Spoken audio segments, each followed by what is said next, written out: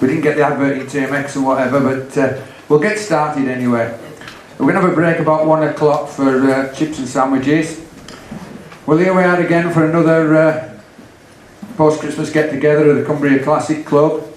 And our guest speaker this year is Mark Fulton from Cockermouth, former professional motocrosser, top 35 rider, Grand Prix rider, works rider, European champion, Scottish champion 3 times, Northern Centre champion, and somebody who has had a bike named after them. There's not many people can say that, and it was a Kawasaki A7, wasn't it, Mark?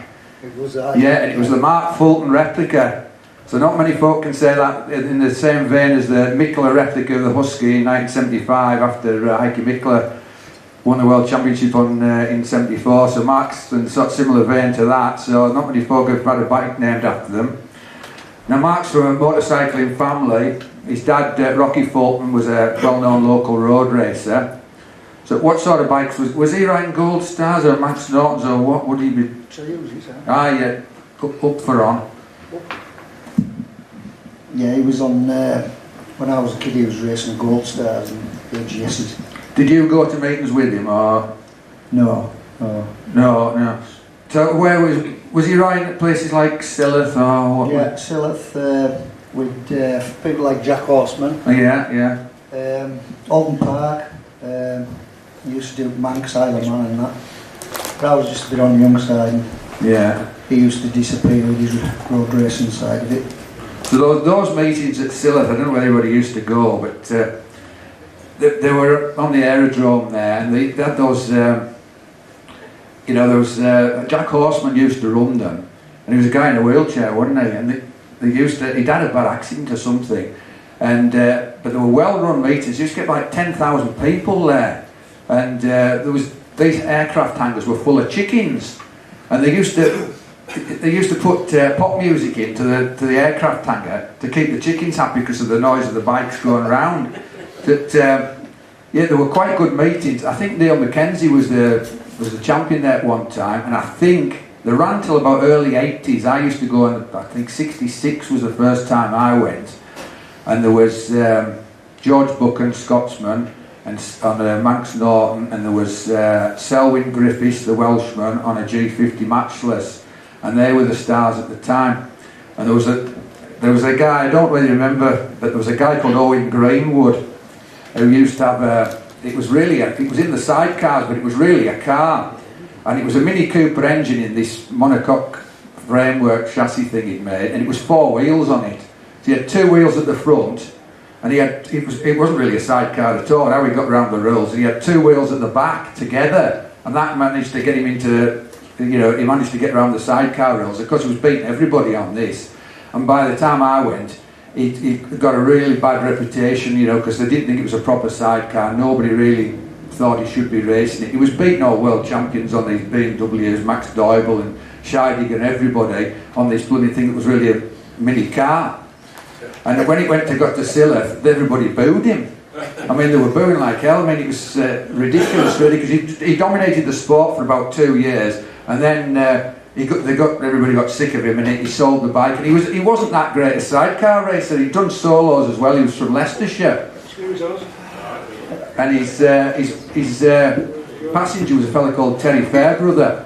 But they were good mechanics, and they built this thing that absolutely dominated sidecar racing in this country. And the one year, I think that was 66 as well, they went to Barber Hill Climb, quite near here, and they broke the record there as well. He was breaking records everywhere, this Owen Greenwood.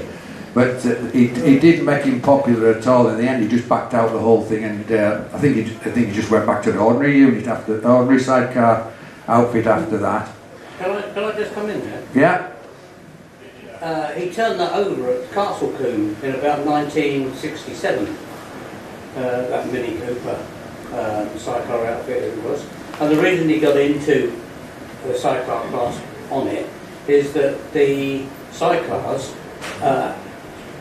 had to have just I think they were allowed 3 tracks, but because you've got 2 front wheels on the front, That's one track. And he had a double wheel on the back, didn't he? Yeah, there was these two wheels at the back. They were right together though. Right together. Yeah, we couldn't have to go around corners with it. Yeah, that was good enough for the regulations at the time. Yeah, and he had a Mini Cooper S engine in it. Yeah. See, the others were just on these. A lot of them were 500s. These Boxer BMWs or some 650 twin BSAs or whatever. When they couldn't compete with this thing, it was producing. It was a lot bigger engine, producing a lot more. He turned it over at Castle. Yeah. I remember being there. I saw it. But it would take a bit of turning over, I would have thought, really, because it was, you know, got these two wide wheels set at the front, but Yeah, well. he likely did. But he was completely dominating, but it didn't make him very popular, did he? No.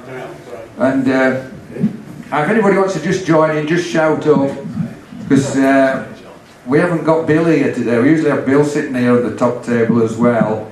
And he's to get stories out the guests, but Michael will have to just come up with them himself. I think he's had to go to a wedding at Loughborough, I think it is, and he apparently didn't know he was going to it. So a week ago he was coming, and now he's home, is it? by job he didn't know about it. So we usually have him up here, but once we're back on our own. So Jack Horsman ran these meetings at Silloth, and he had a shop in Carlisle that was taken over by Lawson's, wasn't it, Steve Lawson? It was a Kawasaki off-road dealer on London Road, just down from the sex shop. And no, I went in there. So, and he sold out Steve Lawson, and then there was and Simon worked there, but of course Simon Lawson had this terrible accident when he was practicing. They had a track at the house, did the farm at Maryport, didn't they? And Yeah, he done it on a double jump down there. did the engine stop then? He did run, I think, and went like that with him. But it was a bit scary, that double jump down at Simon's, and I'm not the best on the double jump front, but I've been down there practicing with him when he was down there. Right. It was devastating news when he got told what had happened. And he was paralysed from the chest down. And they actually got him back on a motocross after that, didn't they? A few years later, made a framework or whatever. And Yeah, was that a Brompton? Did he do a lot? it could have been, yeah. But they got him back on a two-wheel bike, and he managed to ride. And then he packed in that, and he'd be looking for something else to do. And he ended up doing this wheelchair racing, which, I mean, he's very successful. I mean, the guy who's has got all the publicity as a Londoner, of course, David Weir. But I mean, 2 or 3 years ago, Simon was beating him regularly. But he just hasn't got the, he won the Great North Run recently, and you see him round at Maryport, around those roads, bombing along, and I mean, the effort he puts into it's unbelievable.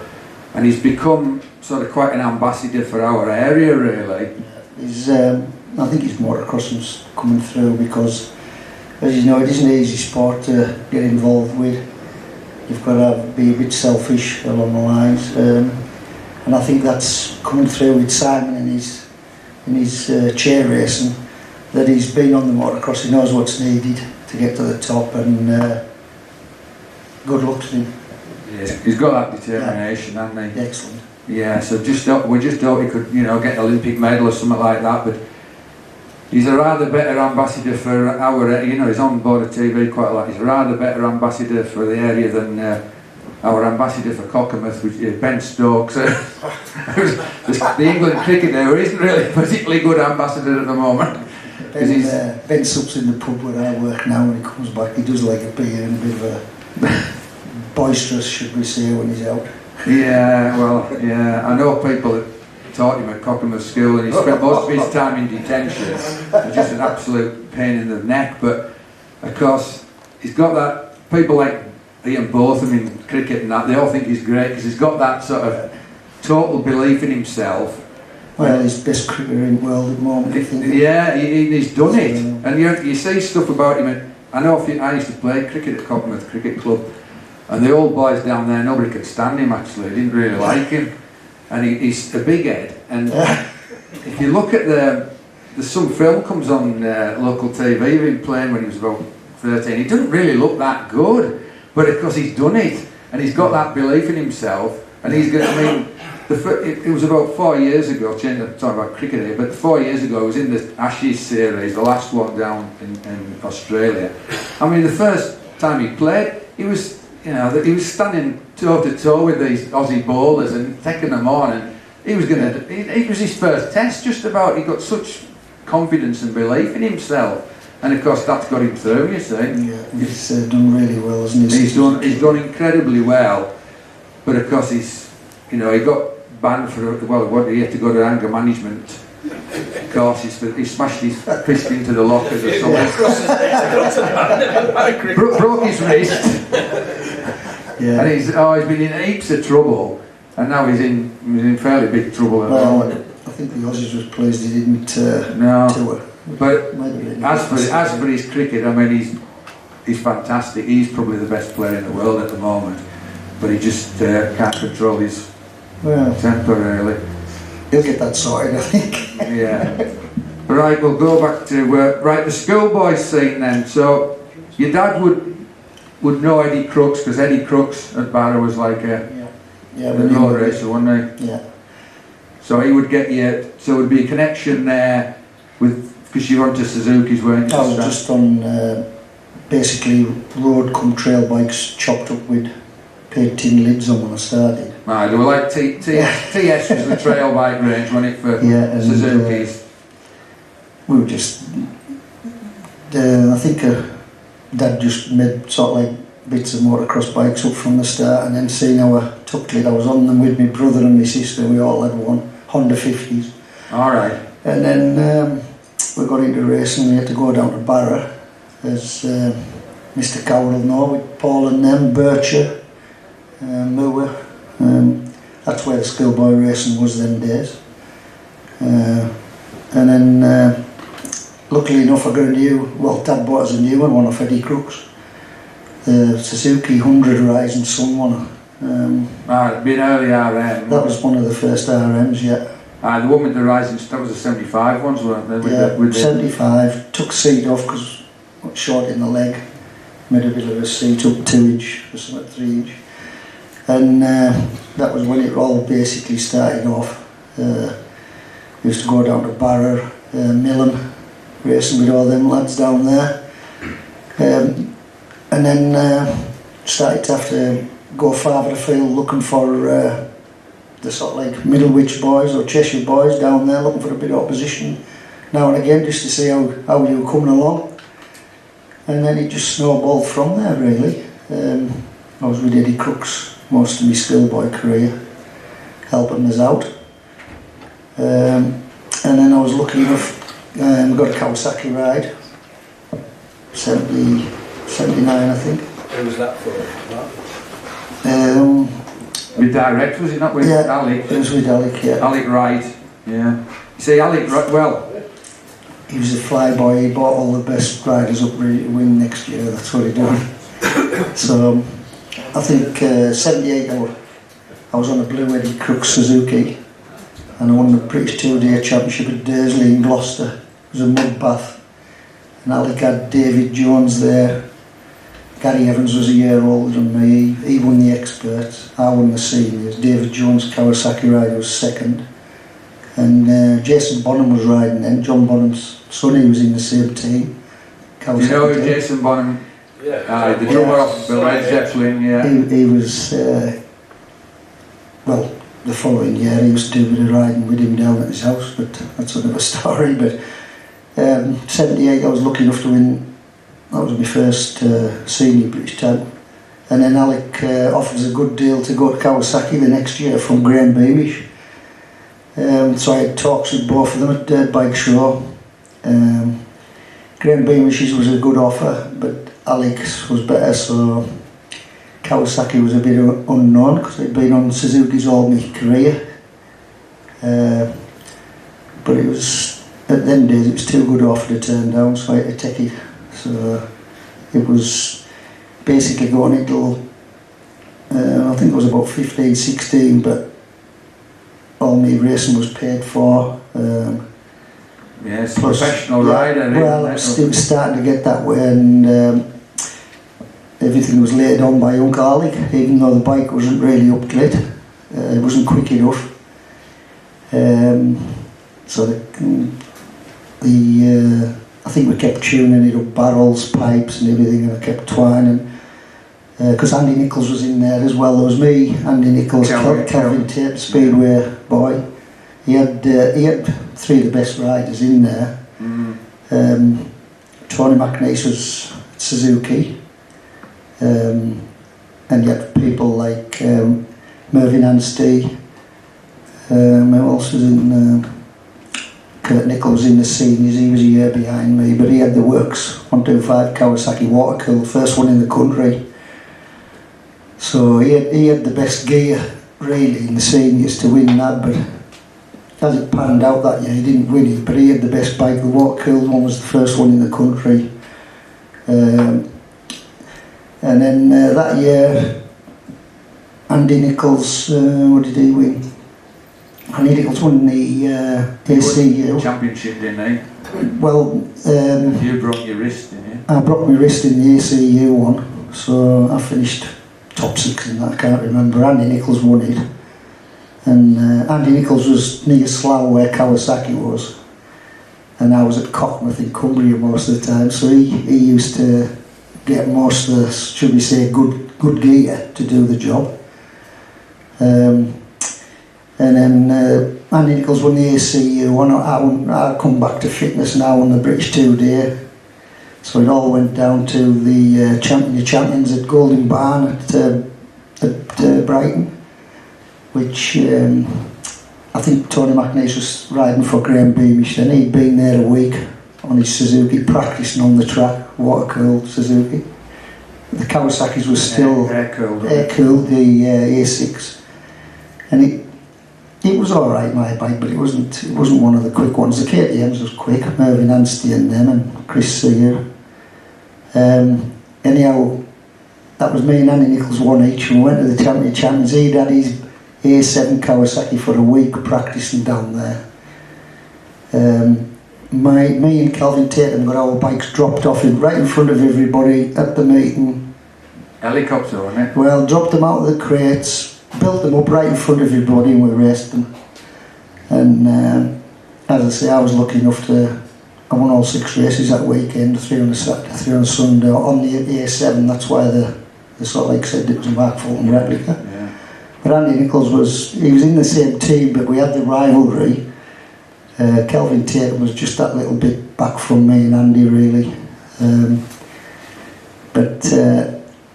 No, it was a good time then, and the A7 bike was totally different to the A6, a lot more power, but it was still air-cooled. Suzuki's was water-cooled, Yamaha's was water-cooled, Kevin Froud was on one of them. So, no, I was lucky enough to win the champions at Golden Barn, Suzuki's own track, which made it all the better for me. And then it was onwards and upwards into the men, or the MCA. That's what Alec Wright channeled us into the MCA to follow Dave Thorpe and Gary Evans through that channel. Just going back to the schoolboys thing, you'd start in 72. 72. Yeah, it's quite a long time ago, isn't it? Yeah. It's still a long time ago, yeah. And in Scotland at that time, there was still, I mean, what were the... I would say by 72, 73, the schoolboys thing was starting to get going, wasn't it? We were going to Scotland on the 100 Suzuki, and Billy Edwards and Alistair Dick and all them was riding up there. But what I have to say is, when I was riding schoolboys, and what I find now is when I go to the meeting and watch schoolboys, the tracks are all as flat as motorways. When I was riding these road bikes come scramblers, you were riding around after people like Norman Barrett, John Lees, John Banks. The tracks was as rough as, and there was no, they didn't proper scrambling. I think that's why the schoolboys don't make it now. A lot of them doesn't make it now. They all want motorways for tracks. But scrambling, in my eyes, if the track's rough, it's rough. You ride. It's a scramble. That's what it is. Scramble, isn't it? I think it lost its way a little bit of motocross. But in them days, the track was like your Barfield, your Fell Green at Bootle, they were proper motocross tracks. And well, I just think it made you a better rider if you just got on with it, and you know, you had to be physically fit. Obviously, you got better, but the tracks was rough, and that's the way it was. In Scotland, I mean, I think in '73 time, I think there's a lad called Fergus Moody who rides with us in the Scottish Classic Club, and they were actually racing bantams at that point, base air bantams, souped up ones, but still on bantams. And I think then there was '73 time, sort of Noyce was coming through, they were in the schoolboy scene, and Hudson about 1973, and they were riding those red Rickman Zundaps. You remember those? They were proper motocross bikes and Yeah. Zundaps, well before the time, well before anything I sat on. Jeff Hogg had one at Egerman, so He had one, aye. he had one. They were proper motocross bikes. There's a lad who I lived in Embleton Village just outside Cockmouth. There was a lad, Jeff McMaster, he had one, but he used to scramble, but he used to trundle around at the back, but they looked like a smart bike though. He had a Rickman when I was really Jeff. young, a red Rickman. Aye, Rickman Zundap, wasn't he? Aye, he was sitting in the garage, but I think he was a bit of a back man. But he had a go, didn't he? He had a go, Jeff, yeah. And but you see, then the Suzuki got involved, and they were producing. I mean, they took over, didn't the RMs? You're talking about the TSs and stuff like that, which were really trail bikes. And then proper motocrossers, RMs, came on the scene, didn't they? I mean, prior to that, they'd had the Suzuki. I mean, they were bringing out cheaper bikes, but they maybe weren't as competitive prior to the RMs. They had these TMs, which was, you know, that hired Joel Robert and Gabos to win these world titles. And Joel Robert was winning then Da Costa, and then they had to bring a bike out to capitalise on it, and they were selling a lot in America, but there were these blooming TM 250s and the infamous TM 400, the orange ones, the very early ones, the Cyclone, which was like, I mean, it's the most scary bike that's ever been built, I think. Paul Orrit era. I remember being a kid watching Paul Orrit on one of them. He had one, did it? Absolutely. Yeah, I mean, I can remember in '71 at Bassenth where Norman Barrow had one, and I looked at the results, and Norman Barrow must have been able to ride anything, and he could keep anything going because he was a good mechanic, and his results were pretty good on them.